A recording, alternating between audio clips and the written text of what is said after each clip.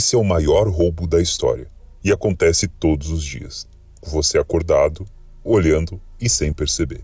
Você trabalha, você paga, você produz. Mas mês após mês, seu dinheiro vale menos. O supermercado está mais caro, o aluguel está mais alto e o seu salário parado. A culpa não é da loja, não é do mercado, não é só do dólar. É de um sistema que te ensina a correr, mas nunca te deixa chegar. Nesse vídeo você vai entender como o governo te rouba todos os dias sem pedir sua permissão. E por que você está preso numa engrenagem que te desgasta, mas só enriquece quem está no topo. Olá, seja bem-vindo ao canal Criador Sagaz. Quem fala com você é o Sagaz. Se você é novo por aqui, nesse canal trago conhecimentos e insights de livros e teses com temas econômicos e filosóficos aplicados no cotidiano. Se você gosta desse tipo de conteúdo, se inscreve no canal para não perder nenhum vídeo. E antes de começar, eu tenho alguns recados rapidamente. O primeiro é que eu preparei um mini documentário gratuito mostrando o que muita gente ainda não percebeu sobre o sistema financeiro e na sociedade que a gente vive. Sinais estão aparecendo no Brasil e em outros países e algumas pessoas estão adaptando suas vidas para uma nova perspectiva de futuro. Se você sente que tem algo errado no ar, esse conteúdo pode te dar outra perspectiva. Também fiz um vídeo de apresentação de uma solução para você começar a usar criptomoedas no seu cotidiano, o que vai te ajudar a sair do sistema bancário brasileiro. Tanto o vídeo quanto o mini documentário é gratuito e os links você encontra na descrição. Caso você queira ouvir os resumos de livros que falam em meus vídeos, vou deixar na descrição também o link da central de mídias do canal. Lá você encontra o link de canal de resumos, o canal do Telegram, onde eu posto os conteúdos complementares e atualizações aqui dos canais. Os links todos estão na descrição. Agora vamos para o vídeo. Vamos imaginar uma situação bem simples. Você trabalha, recebe seu salário, paga suas contas, e mesmo sem mudar nada na sua vida, mês após mês, você percebe que consegue comprar cada vez menos coisas com o mesmo dinheiro. O preço do arroz sobe, a gasolina sobe, a escola da sua filha aumenta a mensalidade, mas ninguém aumentou os seus impostos, certo? Então por que você está ficando mais pobre? Essa é a armadilha silenciosa que muita gente ainda não percebe. O governo não precisa aumentar impostos para tirar seu dinheiro. Ele faz isso através da inflação. Inflação não é só os preços subindo. Inflação na raiz é o aumento da quantidade de dinheiro na economia sem que a riqueza real, como comida, energia ou moradia, aumente junto. É como se o governo imprimisse mais dinheiro, mas não imprimisse mais frango, arroz, combustível ou médicos. E qual o resultado disso? Mais dinheiro disputando os mesmos bens. O preço sobe e o seu poder de compra cai. O economista Murray Rothbard explicava isso. Inflação é um imposto oculto, um roubo disfarçado feito sem sua autorização e sem passar por votação nenhuma. Então, antes de continuar, a gente precisa responder uma pergunta simples. O que é dinheiro? Dinheiro é uma ferramenta que os seres humanos criaram para facilitar trocas. No começo da história, como eu já expliquei no vídeo anterior, as pessoas faziam um escambo, trocavam um bem por outro, gato por sal, pano por peixe, mas isso era complicado. Então nem sempre o que você tinha era o que o outro queria. Então com o tempo a sociedade começou a usar certos bens como intermediários de troca. Os bens mais aceitos, mais estáveis, mais fáceis de carregar e dividir, esses bens viravam dinheiro. E aí chegamos num ponto importante. Nenhum dinheiro foi inventado por nenhum rei, nenhum político, muito menos por um banco central. Ele surgiu naturalmente como uma tecnologia social para facilitar a vida em sociedade. Sim, isso mesmo, o dinheiro é uma tecnologia, uma ferramenta que foi criada para armazenar valor no tempo e trocar com facilidade no espaço. Ao longo da história, vários bens foram usados como dinheiro. O sal, conchas, gado, pedras gigantes, metais preciosos, papel e hoje códigos digitais. Mas para que um bem funcione bem como dinheiro, ele precisa ter algumas características essenciais. O economista Ludwig von Mises listou as principais. Durabilidade, então ele não pode estragar como maçã ou peixe. Portabilidade, precisa ser fácil de transportar. Divisibilidade, você pode dividir, por exemplo, uma grama de ouro, mas não pode dividir um boi. Escassez, não pode ser criado do nada. Reconhecibilidade, as pessoas precisam saber o que é. Aceitabilidade, outras pessoas precisam aceitá-lo em troca de bens. Foi por isso que o ouro e a prata, por exemplo, venceram essa corrida por milhares de anos. Agora, imagine que esse dinheiro, que deveria ser escasso e confiável, pode ser criado do nada, sem esforço, por um pequeno grupo de pessoas. Adivinha o que acontece? Ele perde valor com o tempo. Um exemplo disso, citado inclusive no livro The Bitcoin Standard, aliás, esse resumo você encontra no meu canal de resumos, Saifedean Ammous conta a história do povo das Ilhas Yap, na Micronésia, que usava enormes pedras chamadas Haystones como dinheiro. Essas pedras eram raras, difíceis de transportar e tinham valor justamente por isso. Mas um dia, exploradores europeus começaram a trazer essas pedras em grandes navios. Então, de repente, aquilo que era escasso se tornou abundante. Qual foi o resultado disso? As pedras perderam valor e o dinheiro da ilha entrou em colapso. É o que sempre acontece quando o dinheiro pode ser inflado com facilidade. Durante séculos, o ouro era o lastro das moedas. Para emitir dinheiro, o governo precisava ter uma quantidade proporcional de ouro guardado. Isso que limitava a inflação e dava confiança à moeda. Mas com o tempo, os governos romperam esse vínculo. Começaram a imprimir papel sem ouro por trás. E hoje, praticamente todas as moedas do mundo são fiduciárias, ou seja, dependem só da confiança no governo que as emite. E a confiança, bom, a gente já sabe que é frágil. Então entra uma questão ética. Rothbard e Ammous, eles explicam que a inflação é uma forma de roubo. Você perde o poder de compra sem que ninguém tenha votado por isso. O governo emite mais dinheiro para financiar seus projetos e você paga a conta na forma de preços mais altos. Quem recebe esse dinheiro novo primeiro, governos, bancos, grandes corporações, consegue gastar antes que os preços subam. Já a classe média, os assalariados e os mais pobres, eles recebem esse dinheiro depois, quando tudo já encareceu. Esse fenômeno é o chamado efeito Cantillon, e a gente vai explorar isso um pouco mais para frente. Antigamente o dinheiro era o próprio ouro. As moedas de ouro e prata tinham valor porque eram um metal precioso. Mas com o tempo, carregar ouro no bolso ficou arriscado. Então surgiu uma ideia mais segura, guardar o ouro num banco e receber em troca um papel que representava aquele ouro. Esses papéis eram os famosos certificados de depósito, ou seja, promessas de que você podia a qualquer momento ir até o banco e pegar o ouro de volta. No início, tudo isso funcionava bem, mas aos poucos, os bancos e governos perceberam algo perigoso. As pessoas quase nunca sacavam seu ouro, elas confiavam no papel. E foi aí que começou a tal manipulação. Murray Rothbard cita no seu livro O que o governo fez com o nosso dinheiro, que o primeiro passo foi abandonar a ideia de que o dinheiro era uma quantidade de ouro e substituir isso por um nome. Antes as pessoas sabiam que uma moeda representava, por exemplo, 1 grama de ouro. Depois passaram a chamar a moeda apenas de dólar, real, peso, sem conexão direta com nenhum peso físico de metal. Quando você troca 1 grama de ouro por $1, você abre espaço para manipular esse valor. O dinheiro deixa de ser uma medida objetiva de valor e vira uma marca registrada do governo que pode ser alterada sem aviso. Com a popularização dos papéis moedas, as pessoas deixaram de lidar diretamente com o ouro. O ouro ficou seguro nos cofres dos bancos, só que essa segurança virou uma prisão invisível. Aos poucos, os governos proibiram o saque do ouro. Durante a Primeira Guerra Mundial, por exemplo, a Inglaterra simplesmente suspendeu o direito das pessoas de retirarem seu ouro dos bancos. E o que aconteceu? O dinheiro do papel deixou de ser um recibo e passou a ser uma imposição. O povo perdeu o controle e o governo ganhou uma impressora mágica. A história já nos mostrou o que acontece quando quem emite a moeda começa a adulterar seu valor. Durante o Império Romano, por exemplo, as moedas de prata começaram a ser misturadas com metais baratos, como cobre.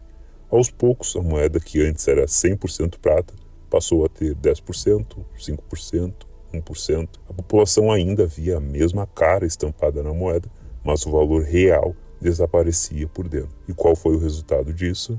A confiança caiu, os preços dispararam, o comércio desmoronou e o império entrou em colapso. Simplesmente porque o Estado distorceu o dinheiro para financiar seus gastos. Outro exemplo foi na Alemanha em 1923. Após a Primeira Guerra Mundial, a Alemanha entrou numa crise econômica profunda. E qual foi a solução do governo? Imprimir dinheiro sem parar. A famosa hiperinflação de Weimar fez com que as pessoas carregassem notas em carrinhos de mão para comprar pão. Em poucos meses, os salários diários não compravam nenhuma refeição.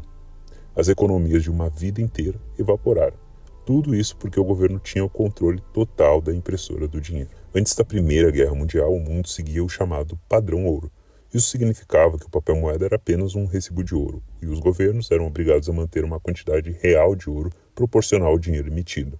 O resultado disso era a inflação praticamente inexistente estabilidade de preços por décadas, poupança segura e planejamento familiar confiável por gerações. Hoje vivemos o exato oposto. O dinheiro emitido sem lastro, inflação constante e silenciosa, poupança que perde valor com o tempo. Saímos de um sistema de honestidade monetária para um sistema baseado em promessa e confiança forçada. Aqui entra um ponto mais técnico, mas muito importante, trazido por von Mises e por Amus. Quando o dinheiro é manipulado, os preços perdem a função de bússola. Empresários e investidores não conseguem mais saber se estão lucrando porque há demanda real ou porque o dinheiro foi inflado artificialmente. Isso gera investimentos mal direcionados, como bolhas imobiliárias ou bolhas em startups da moda, crises cíclicas de estouro das bolhas e desperdício massivo de capital. É o que chamamos de destruição do cálculo econômico. Quando os preços são distorcidos pela inflação e pela manipulação estatal, o sistema inteiro perde o rumo. Se o governo sabe que imprimir dinheiro gera inflação, prejudica os pobres, corrói a poupança e desorganiza a economia, por que continuam fazendo isso? Simplesmente porque é conveniente e porque funciona. Para ele, né? O Estado é, por natureza, um gastador. Ele sempre quer mais dinheiro para pagar dívidas, financiar programas sociais, sustentar uma máquina pública, construir obras para se reeleger, subsidiar empresas amigas e, em muitos casos, bancar guerras, crises ou favores políticos. E aí surge um problema. De onde vem esse dinheiro todo? Ele pode vir de 3 formas: impostos, que é tirado diretamente da população, empréstimos, endividando o país e seus cidadãos, e inflação, criando dinheiro novo do nada. E qual dessas opções gera menos revolta popular? Cobrar imposto é impopular, ninguém gosta, todo mundo sente. Se o governo dobrasse o imposto de renda de um dia para o outro, haveria protestos, greves, revoltas. Mas, e se ele não aumentasse os impostos, e mesmo assim conseguisse tirar dinheiro da sua mão? É isso que ele faz através da inflação. Murray Rothbard explica que se o governo tirasse o equivalente à inflação diretamente do seu contra-cheque, haveria revolta. Mas ao diluir sua moeda, ele consegue financiar seus projetos sem resistência. Ou seja, a inflação é uma forma de tributação indireta, silenciosa e contínua. Você não percebe no extrato bancário, mas percebe no carrinho de supermercado. Quando o governo precisa gastar mais do que arrecada, ele simplesmente imprime mais dinheiro ou cria crédito artificial via bancos centrais. Esse dinheiro novo entra na economia normalmente nas mãos de bancos, grandes empresas, empreiteiras, políticos e aliados do poder. Eles gastam esse dinheiro enquanto os preços ainda estão baixos. Mas à medida que o dinheiro circula, os preços começam a subir. E quando ele finalmente chega até você, o trabalhador comum, o aposentado, o pequeno empreendedor, tudo já está mais caro. O resultado, você paga a conta, mas sem receber nenhum boleto. É o roubo invisível do seu tempo e do seu esforço. A grande vantagem política da inflação é justamente sua falta de transparência. Enquanto o imposto gera revolta direta, a inflação gera confusão. A maioria das pessoas não sabe exatamente por que o leite aumentou, por que a poupança não rende ou por que os aluguéis dispararam. E enquanto o povo se culpa ou culpa o comerciante, o governo segue criando dinheiro e ganhando poder. O efeito Cantillon mostra que a inflação não atinge todo mundo ao mesmo tempo, nem na mesma forma. Pense assim, o governo imprime dinheiro e joga na economia. Mas esse dinheiro não cai do céu de forma igual para todos. Ele entra por alguns canos privilegiados. Esses canais de entrada são os bancos centrais, grandes bancos comerciais, empresas conectadas ao governo, fundos de investimentos, corporações próximas do poder. Esses grupos recebem o dinheiro novo primeiro, quando os preços ainda não subiram. Eles compram ativos, ações, imóveis, recursos, contratam serviços e expandem negócios. Depois, esse dinheiro começa a circular e chega às camadas mais baixas da sociedade. Mas quando chega, os preços já subiram e o dinheiro perdeu valor. Quanto mais abaixo você está na escada social, mais você paga a conta e mais tarde recebe o dinheiro. Esse processo silencioso da inflação atinge todas as áreas da sua vida. Alimentação, por exemplo. Sob o sistema Fiat, o incentivo é produzir o que é barato, rápido e altamente processado, e não o que é nutritivo. Porque os alimentos processados têm maior duração nas prateleiras, menor custo de produção por caloria e margem maiores para grandes corporações. Em um sistema de dinheiro sólido, agricultores focariam em produção real de valor nutricional, mas com o Fiat, há incentivo para a monocultura, uso intensivo de fertilizantes químicos e dependência de subsídios estatais. o que resulta em uma sociedade com abundância calórica, mas deficiência nutricional. Na área da saúde, ela se transforma em uma indústria subsidiada por dinheiro fácil, não em um serviço focado em bem-estar. Hospitais, seguros e laboratórios recebem recursos públicos criados do nada e passam a se alinhar mais com incentivos políticos e financeiros do que com resultados reais para pacientes. A medicina Fiat tende a tratar sintomas com remédios caros em vez de curar causas com prevenção e mudança de hábitos, como citado no livro The Fiat Standard. Na educação e na ciência, por exemplo, com o dinheiro sendo impresso à vontade, os governos criam programas de crédito estudantil e financiamento de universidades. Isso infla artificialmente o número de estudantes e pesquisadores, mas não necessariamente a qualidade da ciência ou do ensino. A educação vira uma indústria inflada, onde os pesquisadores seguem dinheiro de subsídio, não a verdade. A ciência torna-se refém de políticas públicas e narrativas oficiais, o que Amus fala em seu livro de Science Industrial Complex. O resultado é um sistema onde se produz muito papel acadêmico, mas pouca inovação real. Na área da tecnologia e economia, no sistema Fiat, a inovação não ocorre naturalmente pela escassez de capital, mas sim pela oferta ilimitada de crédito estatal. Empresas que estão mais próximas do governo e do sistema bancário conseguem financiamento fácil, independente da qualidade real do produto. Isso gera bolhas em setores de moda, empresas zumbis que sobrevivem com dívidas e investimentos mal alocados que explodem em crises cíclicas.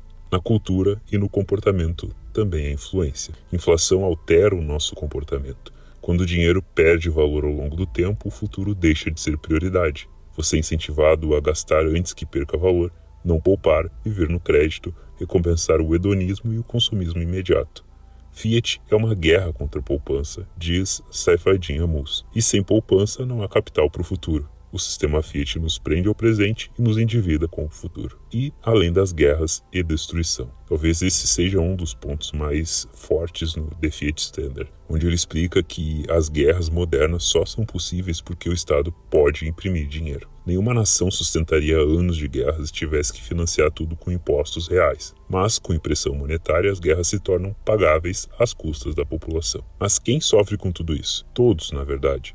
Mas quem mais sofre é quem está mais distante da impressora do dinheiro, ou seja, o assalariado, o autônomo, o pequeno comerciante, o aposentado e o beneficiário de programas sociais. Eles vivem do salário e o salário vem depois do aumento de preços. Hoje o real, o dólar, o euro e o peso, todas essas moedas funcionam relativamente bem para o que chamamos de meio de troca. Você ainda consegue usar o dinheiro para comprar pão, pagar transporte, transferir via Pix, fazer compras online, ou seja, o dinheiro ainda cumpre sua função de circular. Mas ele falha miseravelmente na sua segunda função, que é uma reserva de valor. Guardar dinheiro hoje é um ato de perda garantida. Você sabe, o salário não acompanha os preços, a poupança não protege seu poder de compra e seu esforço de hoje vale menos amanhã. Se você precisa trabalhar mais a cada ano para manter o que já tinha, se o seu dinheiro compra menos, rende menos e dura menos, então ele ainda é dinheiro, ou virou apenas uma ferramenta de controle. É essa reflexão que precisamos fazer. Ao longo da história, o dinheiro sempre evoluiu. Toda vez que uma moeda era corrompida, a sociedade migrava para uma forma melhor, mais segura e mais confiável. Do escampo veio o sal, do sal veio o ouro, do ouro veio o papel com lastro e do papel veio o papel sem lastro. Agora, estamos diante de uma nova etapa dessa evolução. Talvez pela primeira vez em séculos, o povo tenha uma ferramenta que o Estado não pode inflacionar à força. E essa ferramenta se chama o Bitcoin. Mas entenda o que faz o Bitcoin uma possível reserva de valor digital. A oferta fixa, porque só existirão 21 milhões, nunca haverá mais. O código aberto e verificável, qualquer um pode auditar. Descentralização, não pertence a nenhum governo ou banco. Resistência à censura, você pode enviar e receber sem intermediários. Segurança matemática, impossível falsificar ou adulterar. Previsibilidade monetária, a emissão é conhecida até o último satoshi. Ele não depende de confiança em políticos nem em bancos centrais. Depende apenas de regras matemáticas públicas e imutáveis. Não se trata de ficar rico da noite para o dia, trata-se de sair da armadilha, de parar de perder valor enquanto você dorme, de reconquistar o direito de guardar o que você produziu com suor. É sobre soberania individual, sobre tempo, liberdade e o futuro. A essa altura você já percebeu que o governo não precisa invadir sua casa para roubar seu dinheiro.